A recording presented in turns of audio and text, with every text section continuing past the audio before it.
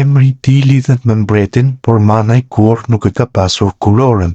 Thonë që Oreksi vjen duke ngrënë dhe sigurisht që pas do pjetës së shënuar me Andorrën është futur në listën e sulmuesve me numra 2 shifror, 10 gola me fanellën e kombëtares shqiptare. Tani është vetëm 8 gola larg rekordmenit Erjon Bogdani dhe sigurisht që një nga objektivat e tij mund të jetë vendi i parë në listën e kolçënuesve. Shumë kanë provuar, por të gjithë kanë dështuar. Megjithatë, Rei kërkon kurorën edhe në këtë aspekt. Karriera e tij ka pasur ulje ngritje të shumta mes një lojtari me shumë talent dhe këmbgulës, por edhe një djalosh i kokërisur dhe të vështirë në karakter. E tregonte Pjazi në intervistën për Panorama Sport një ditë përpara ndeshjes me Anglinë. Prisja më shumë nga Manaj, por dëmtimet nuk e kanë lënë. Më kujtohet goli i tij me Kosovën pas 15 sekondash lojë. I thash që do mos bënte shpikje dhe të luante thjesht, por ai më tha, do shënoj direkt, sa për të treguar çfarë karakteri kishte, tregonte Bjazi. Ri Manaj në atë intervistë premtoi se do të shënonte shumë gola me fanellën kuqezi, por aventura nuk ka qenë e lehtë. Djaloshi që u prodhua tek Akademia Cremonezes u transferua tek Interi dhe pati fatin të debutonte me ekipin e parë në drejtimin e Manchinit.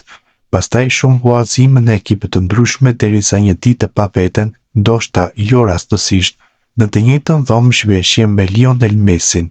Manaj u stërvit në Barcelonën pavarësisht se ishte lojtari i ekipit B. Në një moment edhe u grumbullua, por nuk kishte shansin për të debutuar.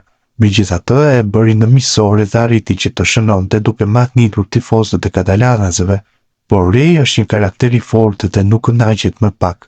Nga aty preku fundit duke u transferuar te Watfordi, pa lënë gjurmë dhe dëmtimi ia prishi ëndrat. Rei Manaj u transferua në Turqi dhe aty gjeti parajsën. Sulmuesi kuqezi arriti që të shënonte 22 gola në sezonin e kaluar në kampionat, duke tërhequr vëmendjen e shumë skuadrave të mëdha. Madje meritoi me forcë një fanellë europian. Edhe këtë vit qëndroi në Turqi, por nuk po shkëlqen ashtu si në vitin e kaluar. Madje aty nuk po ja bëjnë të lehtë. Disa javë më parë kërkuan pezullimin e tij për një ndërhyrje të ashpër ndaj kundërshtarit.